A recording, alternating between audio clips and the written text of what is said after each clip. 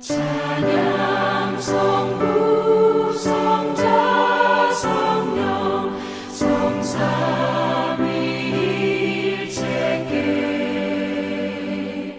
영원 무궁한 이까지 영광을 돌리세 영광을 돌리세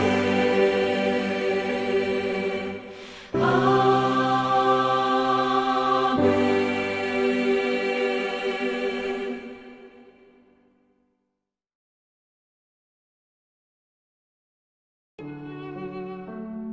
요한복음 15장. 내 안에 거하라. 나도 너희 안에 거하리라. 가지가 포도나무에 붙어 있지 아니하면 스스로 열매를 맺을 수 없음 같이 너희도 내 안에 있지 아니하면 그러하리라. 나는 포도나무요 너희는 가지라. 그가 내 안에 내가 그 안에 거하면 사람이 열매를 많이 맺나니 나를 떠나서는 너희가 아무것도 할 수 없음이라. 오늘 함께 온라인 예배를 드릴 수 있어서 참 기쁩니다. 하나님이 이 예배를 기뻐 받으시기 바랍니다. 오늘은 성도는 하나님께 붙어있는 사람입니다 하는 제목으로 요한복음 15장 4절로 7절까지의 말씀을 가지고 하나님 말씀을 선포하려고 합니다. 성도는 하나님께 붙어있는 사람입니다. 성경에서는 하나님이 영이 그 안에 사는 사람이다 그렇게 말씀하기도 하죠. 오늘 본문 요한복음 15장 4절로 5절까지의 말씀 읽습니다. 내 안에 거하라. 나도 너희 안에 거하리라. 가지가 포도나무에 붙어있지 아니하면 저절로 과실을 맺을 수 없음같이 너희도 내 안에 있지 아니하면 그러하리라. 나는 포도나무요 너희는 가지니 저가 내 안에 내가 저 안에 있으면 이 사람은 과실을 많이 맺나니 나를 떠나서는 너희가 아무것도 할 수 없느니라. 이렇게 말씀하시죠. 예수 믿으면 복 받습니다. 성에서도 복을 받고 들에서도 복을 받을 거고 내 몸의 자녀와 내 토지의 소산과 내 짐승의 새끼와 소와 양의 새끼가 복을 받을 것이며 내 광주리와 떡 반죽 그릇이 복을 받을 것이며 내가 들어와도 복을 받고 나가도 복을 받을 것이니라. 신명기 28장 1절로 6절까지 말씀이시죠. 그러니까요 예수 믿는데 복을 못 받으면 그것도 사실은 좀 이상한 것이죠. 왜요? 왜 복을 못 받을까요? 열매가 가지에 붙어있지 않아서 그렇다. 우리 주님께서 그렇게 말씀하시죠. 교회는 다니는데 성도는 아니라 그렇다. 그렇게 말할 수 있죠. 아니 열매가 가지에 붙어 있어야지 붙어 있지 않는데 뭐 열매가 맺을 리가 없는 건 당연한 일 아니겠습니까?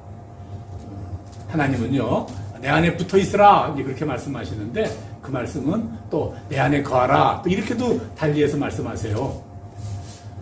성경에서는요 내 안에 거하라는 말이 가장 일반적인 표현으로 성령 충만하라 이렇게 말씀을 사용하십니다. 성령 충만이다 그 말은요 성령 세례라고도 표현하는데요 성령 충만하고 성령 세례하고를요 구별하려고 이렇게 하는 시도가 많은데 전혀 불필요한 노력입니다. 예컨대 이런 거예요. 성령 세례는 한 번이고 또 성령 충만은 또 수시로라고 하는데 이렇게 성령 세례와 충만을 이렇게 좀 차이가 있는 듯 같이 이렇게 보여도요 큰 틀에서 보면 성령 세례나 성령 충만이나 별 차이가 없습니다. 동의어입니다. 성경에서는요 성령이 임하셨다 사도행전 11장 15절 또는요 성령을 받다 또 19장 2절 또 위로부터 능력을 입히우다 또 누가복음 24장 49절 등등 성령에 관한 설명을 많은 부분에서 하시는데 이런 표현들은 모두 다 성령 충만의 범위 내에서 이해하면 돼요. 성도는요 성령 충만한 삶을 살아야 합니다. 성령 충만한 삶을 살아야 복을 받습니다. 성령 충만이라고 하는 것은 내 마음이 하나님 마음으로 가득한 것, 하나님으로 가득한 상태, 그런 상태를 말하는 거죠.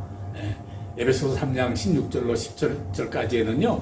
그의 영광의 풍성함을 따라 그의 성령으로 말미암아 너희 속사람을 능력으로 강건케 하시오며 믿음으로 말미암아 그리스도께서 너희 마음에 계시었고, 성령은 우리 마음에 계시다 그렇게 말씀하시는 거죠. 또 고린도후서 1장 22절에서는요. 그가 또한 우리에게 인치시고 보증으로 우리 마음에 성령을 주셨느니라 라고 말씀하세요. 그러니까 성령이 거한다, 성령이 사신다, 성령 충만하다, 그런 표현들은요 다 마음을 대상으로 하는 것이죠. 네. 자, 그럼 그 다음 어떻게 하면 성령 충만합니까? 어떻게 해야 성령님이 내 마음에 사십니까? 크게 두 가지가 필요하죠. 첫째, 회개예요. 회개는요 우선 내 마음을 바꾸는 것이죠.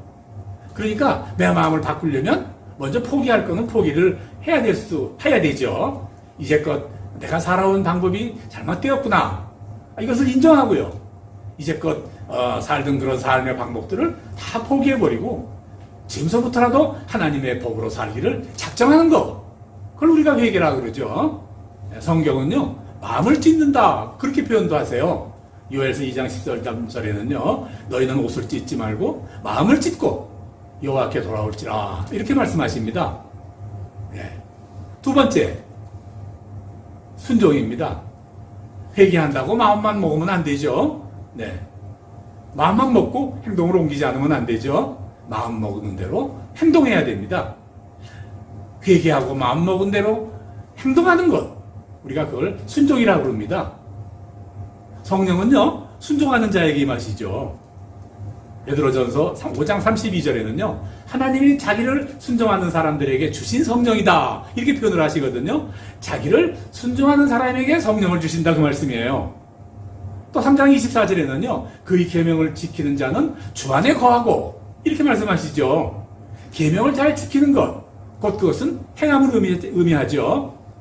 또 바울은 또 로마서 6장 13절에서요 너희 지체를 의의 병기로 하나님께 드리라 이렇게 말씀을 하세요. 그 말씀 역시 우리가 회개한 대로 순종한다고 말이죠. 행한다고 말이죠.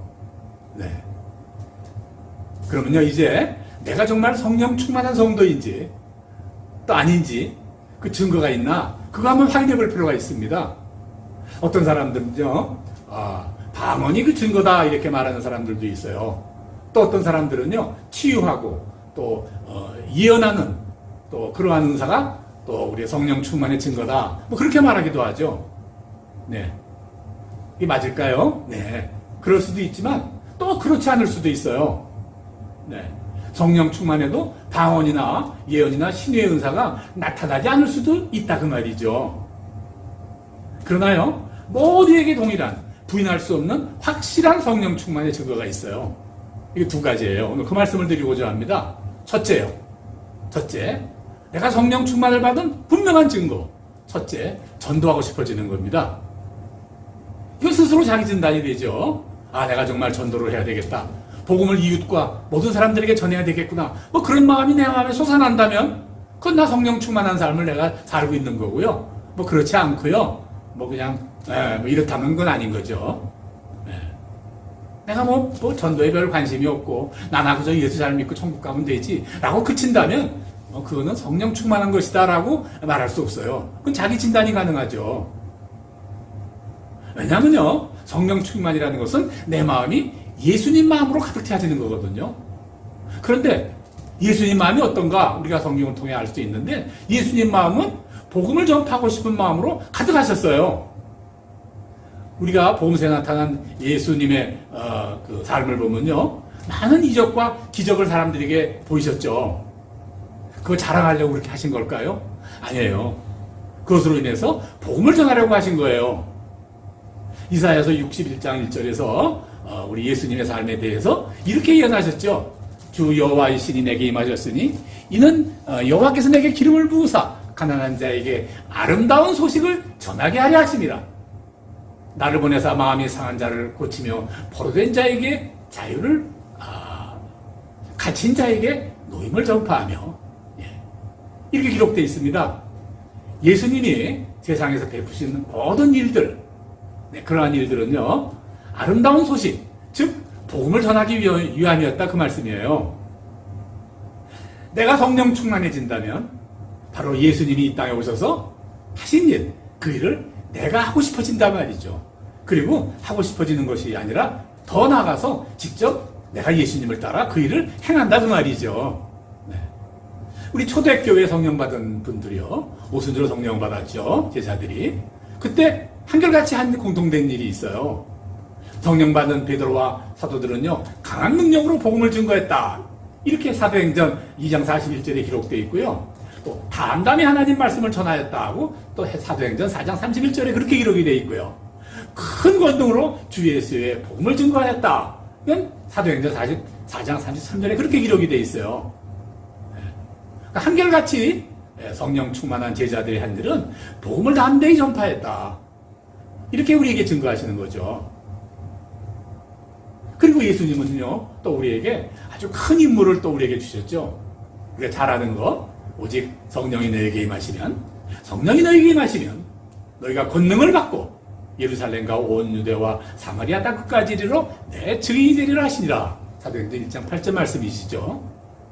이 명령에 따라서요, 모든 예수님의 제자들은 모두 전도에 나섰어요. 그렇죠? 어떻게 됐습니까? 모두 다 순교를 감당하셨어요. 네. 유세비어스 교회사를 보면요, 전도를 나간 제자들의 삶이 자세히 기록되어 있는데 다 순교하셨죠. 베드로는 로마에서, 안드레는 헬라에서, 야고보는 예루살렘에서 죽음을 당했고요. 빌립은 소아시아 부르기아에서, 바돌로메는 알메니아에서, 도마는 인도에 가서, 마테는 이티오피아에 가서 죽음을 당했어요. 시몬은 애굽에 가서 죽음을 당했고, 마가는 알렉산드리아에서, 야고보 동생 유다는 타사에서, 마띠아는 또 이디오피아에서 순교하셨어요. 다 죽음을 당했어요. 이런 순교들은요, 누가 하라고 해서 강요해서 할 수 있는 일이 아니죠. 내가 죽더라도 정말 일은 하고 싶어. 그래서 한 일 아니겠어요? 그래서요, 내가 성령 충만하냐? 그런 명백한 증거는요, 전도하고 싶어지는 것이고요. 전도하고 싶어지는 마음만 그렇게 아니라 실제 행동하는 것이죠. 이게 완벽한 증거예요. 방언, 치유은사, 신유은사, 이건 맞짱 세우는 거 아니에요. 네. 두 번째, 내가 성령 충만한 거 아닌가 하는 증거 두 번째입니다. 내 삶의 두 번째는요, 성령의 열매가 열리는 거라고 성경은 가르치세요. 자, 우리가 그 유명한 갈라디아서 5장 22절에서 26절까지 말씀을 제가 읽겠습니다. 오직 성령의 열매는 사랑과 희락과 화평과 오래 참과 자비와 양성과 충성과 온유와 절제니 이 같은 것을 금지할 법이 없느니라. 그리스도 예수의 사람들은 육체와 함께 그 정과 욕심을 십자가에 못 박았느니라. 만일 우리가 성령으로 살면 또한 성령으로 행할지니 헛된 영광을 구하여 서로 격동하고 서로 투기하지 말지니라. 성령 충만한 사람에게는요, 마지막으로 성령 충만의 결과, 즉 성령의 열매가 달리는데 그 열매가 뭐냐 하면요, 사람이 달라지는 거예요. 오늘 본문 마지막 부분 어떻게 달라지는가 한번 볼까요? 그리스도 예수의 사람들은 육체와 함께 그 정과 욕심을 십자가에 못 박았느니라. 그 정과 욕심을 십자가에 못 박았단 말이죠. 이제껏 정과 욕심으로 살았는데 그거 그냥 십자가에 못 박았다 그 말입니다. 네. 그래서 만일 우리가 성령으로 살면 또한 성령으로 행할지니 헛된 영광을 구하여 서로 격동하고 서로 투기하지 말지니라. 이제껏 헛된 영광을 구하여 서로 싸우고 서로 시기하고 살았는데 이제 그렇게 안 산다 그 말입니다. 이게 성령의 열매예요. 성령 충만했으면 끝이 있어야죠. 이게 열매다 그 말입니다. 그래서요, 성령 충만, 나아가 마지막 성령의 열매는요, 나쁜 성품이 좋은 성품으로 달라지는 것이에요. 제가 말씀드리기를 성령 충만의 첫 번째 증거인 전도, 이거 100% 완벽한 전도라고 그랬죠. 그런데요, 그 첫 번째 증거인 완벽한 100% 증거인 전도를 하고 싶은 마음은요, 그건 주관적인 거예요. 남들이 몰라요. 주위에서는 내가 정말 저 사람이 전도하고 싶은 마음이 있어서 사는 사람인지 아니면 그저 나만 재밌게 살면 되지 하는 사람인지 그 구별이 잘 안 된다고 말이에요. 그러니까 주관적이다 말이죠. 사람이 그 속을 어떻게 알아요? 보고서. 네. 그런데요, 내 안에 내 삶에 성령의 열매가 달리는 것은 객관적인 것이에요. 이게 무슨 말이에요? 모든 사람이 다 안다 그 말이에요.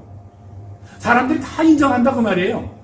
뭐라 그러냐면 사람들이 와, 저 사람 정말 변했네 라든가 와, 저 사람은 정말 그 예수 믿는 사람들이 말하는 그 성령 충만이라는 게 저런 것 모양이야 라든가 와, 예수 믿는 게 다 저런 것이로구나, 그렇게 말한다 그 말이죠. 그래서요, 그래서 성령 충만의 열매 중에 말이죠, 증거인 전도와 성령의 열매가 달리는 것과는 많은 차이가 있어요. 어느 게 더 중요할까요? 선교제 가보면요, 간혹 아주 독특한 사람들이 있습니다. 뭐 복음을 향해서는 말로는요 목숨을 던질 만큼 열정이 대단해요. 근데 문제는요, 시시때때로 불화를 일으켜요. 헛된 영광을 구하여 서로 격동하고 서로 투기한다고 말이죠. 뭐 선교사들 간에도 뭐 그렇고 또 현지인과도 그렇고요, 또 가정생활을 보아도 그렇고 그래요. 어떻게 될까요? 전도의 길이 막히죠, 오히려.